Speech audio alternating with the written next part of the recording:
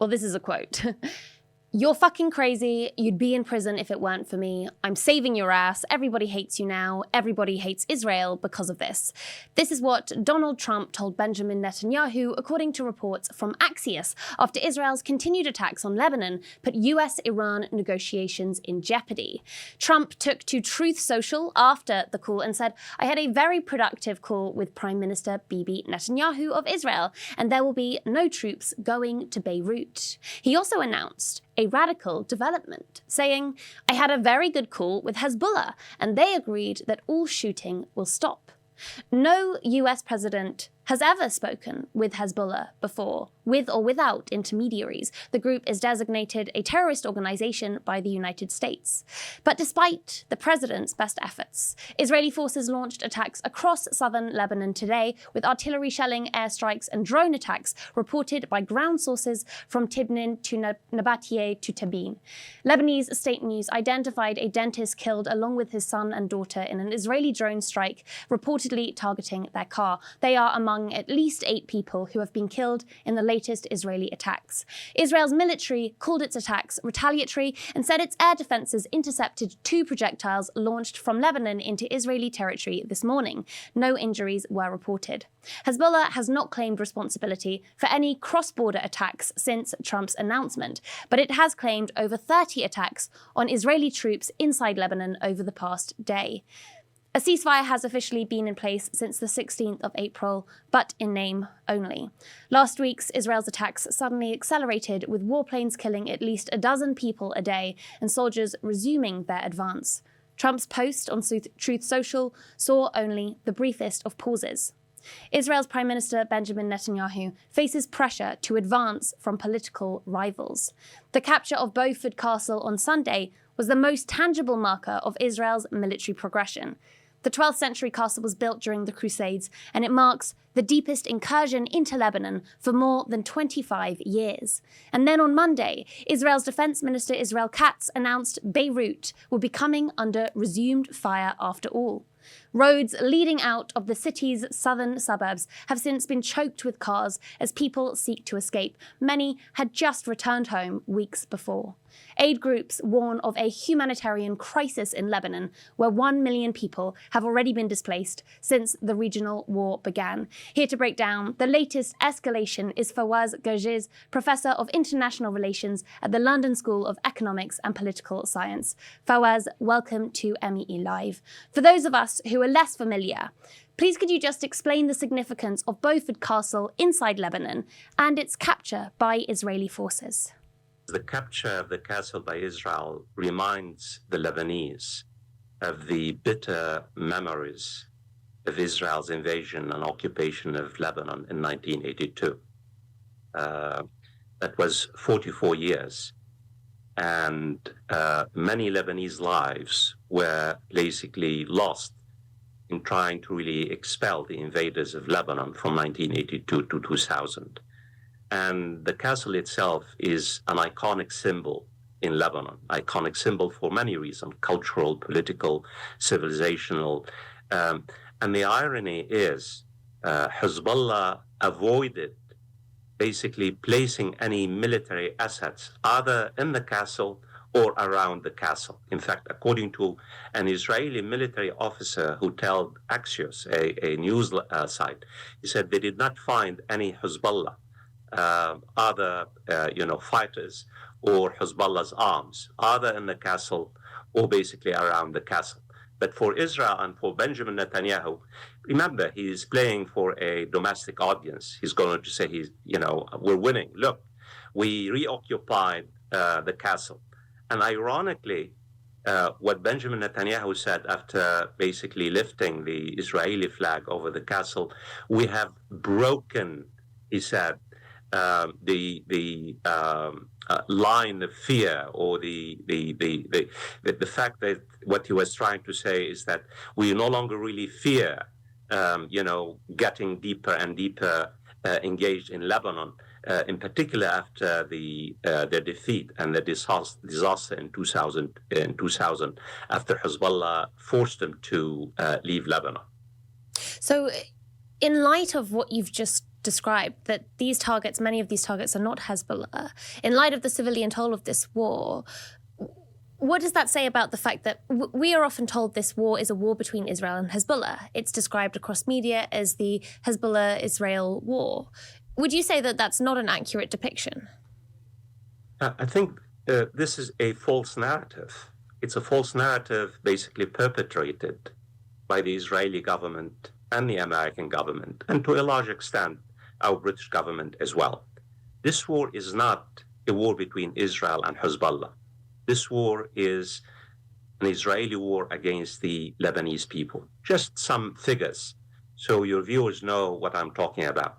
Israel has killed more than 3,400 Lebanese since March the 2nd, including at least 220 children, including at least 300 women, including at least 140 medics. It has expelled 1.2 million Lebanese, forced the expulsion of Lebanese, which considered an international violation of international humanitarian law and basically a war crime, according to the United Nations and Human Rights Organization. And what Israel has done in the past 2 months or so, it has razed 47 villages and towns and cities in southern Lebanon. It created a mini Gaza in Lebanon. So Israel might have killed 1,000 Hezbollah fighters or so. We do not really know the numbers. But the brunt of the Israeli invasion, the brunt of the Israeli basically hit against Lebanon has been against the civilians, the Lebanese civilians, medics, children, women, and basically destroying most aspects of life in southern Lebanon. Because Israel's strategy is not only to build a so-called security zone, a safe zone in southern Lebanon, but basically destroy all ingredients of life to prevent hundreds of thousands of people from returning or to returning to their own villages and towns in southern Lebanon. So the narrative, Israel's war against Hezbollah, serves a political strategic purpose, which is really perpetrated mainly now by the Trump administration in order to say, well, look, Israel is fighting Hezbollah, a so-called terrorist organization. It's not really waging a war against the Lebanese people. And actually, it really complicates the geopolitical situation, that because according to that narrative, the war in Lebanon began when Hezbollah joined the Iran conflict with the US and Israel. And now the ceasefire between the US and Iran is attached to what is happening with Hezbollah seemingly in Lebanon. But if Israel is pursuing an entirely different agenda that has nothing to do with Hezbollah or Iran really at all, well, then that puts that whole ceasefire process in jeopardy, which leads me to my next question, which is the war in Lebanon the main barrier to the US-Iran peace deal that we're seeing negotiated today? Well, I think you're asking really 3 questions, important questions in one.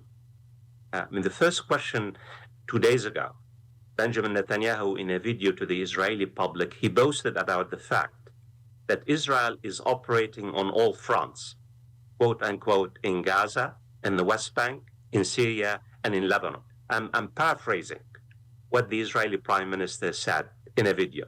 And he said, our strategy now is to occupy security zones, large security zones in our neighbors' countries in order to provide security for our citizens in the north. So what Israel's strategy now is to basically, in Gaza, he said, he has given orders to the Israeli army to occupy 70% of Gaza in violation of the ceasefire and the so-called board of peace by President Trump. In Lebanon now, Israel occupies 10 kilometers, and now they're deepening their engagement. They're talking about 30 or 40 kilometers because they have crossed the Litani. In Syria, Israel not only occupies the Golan Heights, they have expanded their occupation of Syrian territories since the fall of Bashar al-Assad, the dictator of Syria. So what we're really seeing now is an entirely strategic doctrine, and the strategic doctrine based on absolute security and basically occupying lands, whether in Gaza or the West Bank or Lebanon and Syria. The second aspect to your question, Benjamin Netanyahu is in a race against time before any kind of an agreement is reached between the United States and Iran. He wants to delink the Israel-Lebanon front from the United States and Iran negotiations. And that's why he is deepening their invasion of Lebanon. And also, what we need to tell our viewers, he's fighting for his political life. You have elections coming up in Israel in the next few months. And what he's trying to say, because given his failed strategic doctrine in Iran, he's telling the Israeli public, look, we're winning. We're winning. We're deepening our military engagement in Lebanon. We just occupied this historical castle. We don't take orders from Donald Trump. So all in all, what Benjamin Netanyahu is trying to do is also try to torpedo any kind of potential deal between the United States and Iran. I mean, really, he's a spoiler. And that's why Donald Trump, in a phone conversation with Benjamin Netanyahu last night, he used a 4-letter words against Benjamin Netanyahu, according to very credible news resources. And he said, look, if it was not for me, you would be in prison now. You are hated all over the world. In fact, you're making Israel a rogue state, a pariah state. Well, anyway, Israel is a rogue state after a genocide in Gaza. But it tells you a great deal what Benjamin Netanyahu is trying to do. He's trying to achieve multiple goals by really basically deepening the pain and the loss and the suffering of the Lebanese peoples. And just today is Tuesday, after Donald Trump announced a ceasefire in Lebanon, Israel says, quote unquote, Benjamin Netanyahu says, and his defense minister, they will continue their military operations in the south. They've just given orders to one of the largest towns in Lebanon, cities, Nabateeh, for tens of thousands of people to evacuate the city, and they killed 8 Lebanese civilians just today on Tuesday. So the third part of the question is then, how significantly will Netanyahu succeed in separating these two ceasefires? It's one question, I suppose, whether Trump will allow Netanyahu to, but the other question is, will Iran allow Netanyahu to continue the war in Lebanon and still sign a a peace deal with the US? Well, we know that Iran insists that any ceasefire deal between the United States and Iran includes all fronts, not just Lebanon.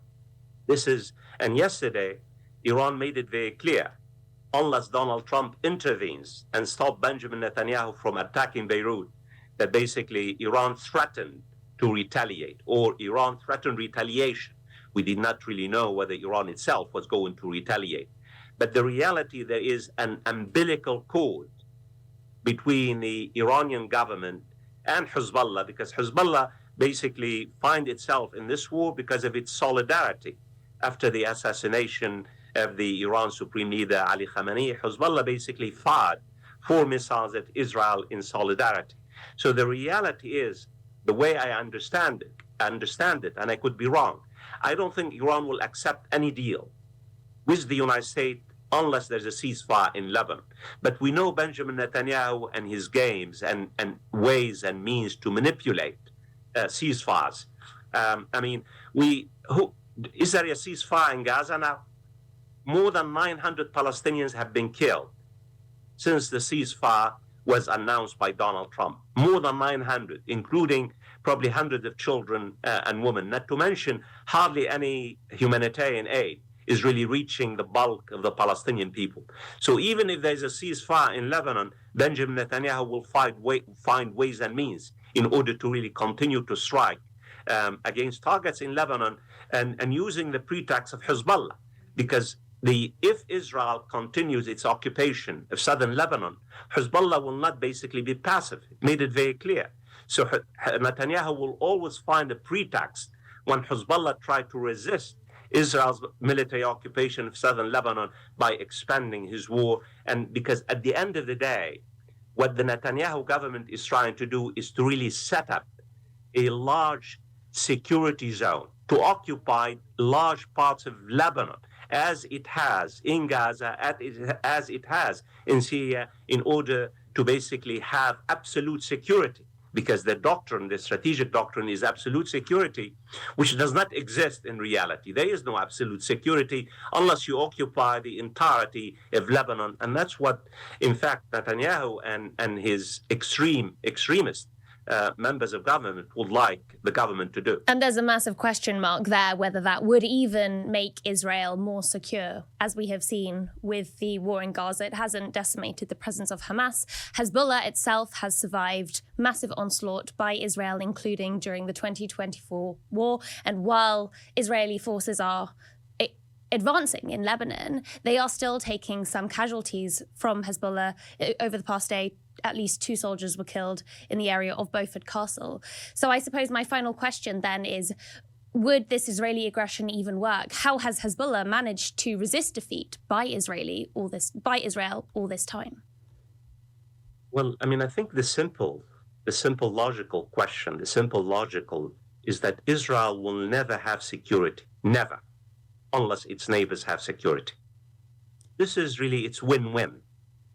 If Israel wants to live in peace, it has to also allow its neighbors, the Palestinians in Gaza, the West Bank, East Jerusalem, Lebanon, and Syria, to live in peace. Because it doesn't matter. Israel will never have peace and security if it continues to aggressively attack its neighbors and occupy its land. And Israel, sadly, it has really not learned the lessons of its 40 years of military engagement in Lebanon from 1982 to 2000. In fact, it's repeating the same strategic blunder. And Israel is finding out that Hezbollah is not dead. Hezbollah is still standing. Hezbollah is resisting. Hezbollah is inflicting a great deal of loss on Israel. Hezbollah is also terrorizing the northern settlements in the same way that Israel terrorizes the Lebanese in the south and the Bekaa Valley and Nabatiyah and Tyre and other places. So the reality is, because you see, Israel and the United States and their supporters bought into the narrative that Hezbollah was dead. Think of how many obituaries had been written about Hezbollah after the ceasefire in 2024. Israel violated the ceasefire 15,000 times after the ceasefire was signed in 2024. Yet Hezbollah did not respond once, not even once, for 15,000 violations. It killed hundreds of Lebanese. And now Israel is shocked. The Israeli public is shocked. The American administration is shocked because Hezbollah continues to show resilience. Hezbollah is fighting back, pushing back. Hezbollah seems to be really far from being dead. And this tells you a great deal. In asymmetrical warfare, you don't really have one of the most powerful armies like Israel does. You could really resist in the same way that the United States and Israel basically found out belatedly in Iran. And that's why in asymmetrical warfare, Israel can never win the war against a determined organization like Hezbollah or like Hamas, and if the Syrians decide to resist that. Back to basically a strategic doctrine, the win-win.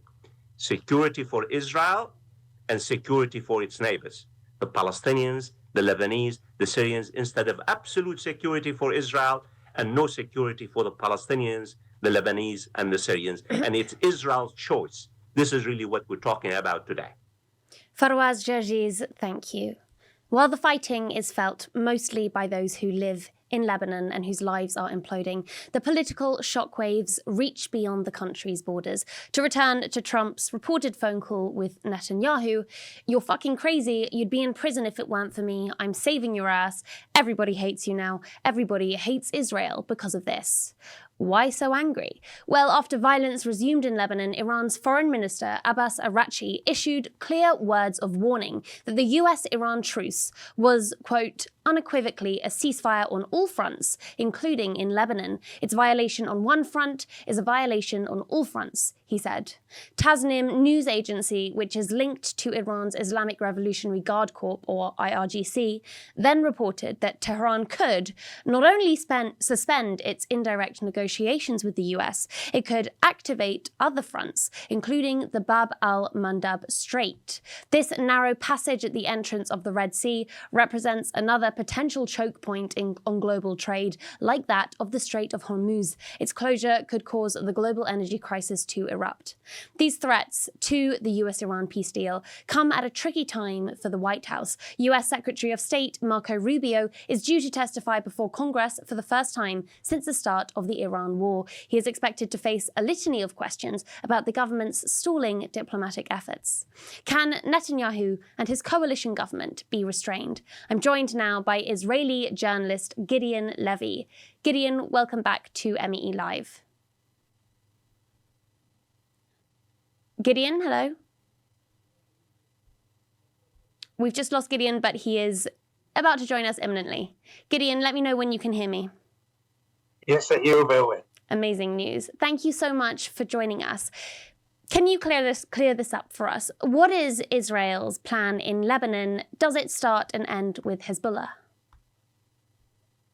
No, it doesn't start and doesn't end with Hezbollah, because with Hezbollah, we tried it so many times and it doesn't work. We tried also to do the same in Gaza for 2.5 years against Hamas, which is much weaker than Hezbollah, and we failed. It didn't work. Hamas is live and kicking. Hezbollah will continue to be live and kicking. And this war now in Lebanon has no real goals, or at least no goals which might be justified. The main goal right now is to protect the soldiers. If you want to protect the soldiers, you better pull them out into Israel and they will be protected. And I guess the drones will stop killing them. Behind this war is this eagerness to light up another war, either in Gaza or in Lebanon or in both. After the roads for renewal of the war in Iran was blocked by Donald Trump, the only fronts which are still open for Israel are Gaza and Lebanon, and Israel never denied that Israel wants more war in both, because none of its goals was achieved until now. So this is one way to explain it. The other way is to explain it, this is already a speculation, that Israel is trying to make war in Lebanon in order to sabotage the agreement between Iran and the United States. Israel, again, didn't deny its intention not to agree to the agreement between Iran and the United States. Israel is not happy about stopping the war in Iran.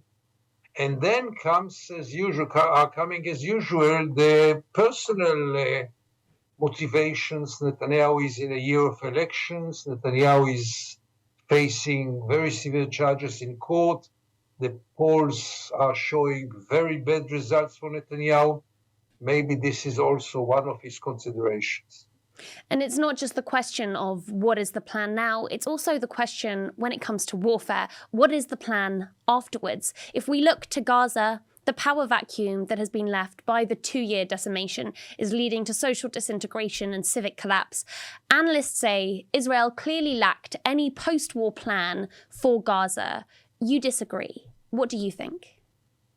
Absolutely. I mean, it's very clear now, especially now, that Israel had a plan of crashing the Palestinian society in Gaza. Otherwise, you cannot understand how Israel is objecting any solution for Gaza. Hamas will not run Gaza, even though Israel knows that right now no one else can run Gaza. I'm speaking running Gaza in the civic life of Gaza. Israel is opposing the PA to run Gaza. Israel opposing to any international force to run Gaza. Israel wants to crash the Palestinian society, to put all of them in tents, as you just show now, bleeding, handicapped, starving, without any functioning institutions. And this will prepare the society to the ultimate solution of Israel, namely transferring them to all kinds of places which until now were not found. You cannot understand, you cannot explain otherwise the fact that Israel is so serious in its objection for any solution to Gaza.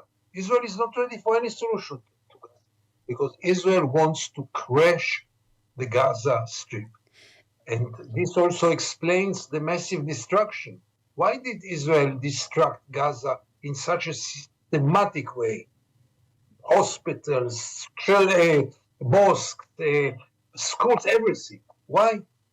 Because Israel does want to transfer, to make an ethnic cleansing there. But I wouldn't say it a few months ago, but now I'm totally convinced. And none of this reflects particularly well on Netanyahu's closest ally, Donald Trump. I mean, if we look at Gaza on the one hand, it's not just the destruction. There seems to be concerted efforts to prevent reconstruction. No construction materials are being allowed into Gaza. Meanwhile, Trump has done this whole board of peace charade about negotiating the reconstruction of Gaza. If we look at Lebanon and Israel's warfare in Lebanon, this appears to repeatedly frustrate Trump's negotiations with Iran. If this is the case, why can't the US president just stop Netanyahu? Is this a lack of will or a lack of skill? No, first of all, he stops him, and he stops him a lot. He stopped the war in Iran. If not Donald Trump, Israel would have continued to bomb Iran. He stopped yesterday a possibility, a plan, which was on its way to bomb Beirut. He stopped it. Now, Donald Trump can do whatever he wants because Israel is today in its weakest position, and Netanyahu is in his weakest position vis-a-vis the Americans, isolated like never before, becoming really a pariah state. Israel depends now only on the United States. That's its only ally. And therefore, Donald Trump can do whatever he wants. He has endless leverages over Netanyahu, and you can also see that Netanyahu obeys him almost automatically. Although while Trump said that he stopped the bombing of Beirut yesterday, that seems to have very, very briefly been the case. Israel Katz has now said that actually Beirut will be bombed after all. Trump's lost his temper with Netanyahu. So it seems to be the case that he is struggling to contain Netanyahu. Actually, one of the reasons for this, correct me if I'm wrong, is after Trump announced that the Beirut bombing was going to be cancelled, Netanyahu faced criticism from opposition figures inside Israel. For example, Yair Lapid, leader of the opposition, wrote on X, Israel has become a country completely under guardianship. Another MP was reported in Israeli media calling Netanyahu a puppet, not a prime minister. Is this the issue? Is Netanyahu dealing with sort of Trump on the one hand, but then political rivals inside Israel on the other? Absolutely. And the rivals are, as you see, not much poorer than, not much better than him, because if Yair Lapid calls him to bomb Beirut, and this is the meaning of his appeal, it means that the opposition supports all the wars that Israel launched in the last 2 years and supports the occupation. This we know. So don't expect too much from the next government of Israel if it will not be run by Netanyahu. But this, I say, by the way, Donald Trump has limited interest. I mean, whatever interests him, he imposes himself on Netanyahu. Life quality or life conditions in Gaza is the last thing that interests him. He stopped the bombarding in Beirut yesterday because the Iranians were very clear that if Israel bombs Beirut, there are no negotiations. That this interests him, and therefore he intervened. And any intervention of Donald Trump will be now met with Israeli obedience. Israel doesn't have a position of saying no to Netanyahu, no way. And therefore, wherever it hurts the American interest, he will interfere and push Israel to stop. Things that don't interest him, and human rights, humanity, starvation, Those are things that Donald Trump couldn't care less. And in line with that, it's worth noting that in Trump's reported phone call with Netanyahu, he didn't say you need to stop this because people are suffering, there's been too much destruction, there's been too much displacement. He said you need to stop this because everybody hates you now, everybody hates Israel because of this. Does Netanyahu care about this question, Israel's international reputation, by this point? How much of a priority is that still to the Israeli government? And I suppose how much of a priority is it to the people of Israel? Unfortunately, both to Netanyahu and to the people, this is quite low in the priorities. And that's quite a big change, one of many changes in Israel after the 7th of October. Israelis were told for years now that the world is anti-Semite, that any criticism on Israel is anti-Semitism, that no matter what Israel will do, the world will always criticize Israel because of anti-Semitism. Now, I guess both of us know that this is a manipulative lie of Israeli propaganda because it's just not true. Because when Israel behaved itself, the world hugged Israel and there were no anti-Semitism. Now Israel is using it, and Israelis, also all of them obviously, got to the feeling that the world hates us no matter what we do. So if this is the case, let's ignore the world. And Netanyahu the same. He knows that he cannot please anymore no one except of the president of Argentina and maybe some islands in the Caribbean. So he gave up on Europe, he gave up on the world, and he sticks to Donald Trump, who is his only outlet, his only rescue. And therefore, Donald Trump is so crucial now, because there is no one except of him to support Israel, to stand side by side with Israel right now. And while it's of course not true, as you say, that any criticism of Israel is anti-Semitic, it is true that anti-Semitic attacks appear to have been on the rise in many places, and that sort of just creates this vicious cycle. Gideon Levy, thank you so much for joining me once again here on MEE Live.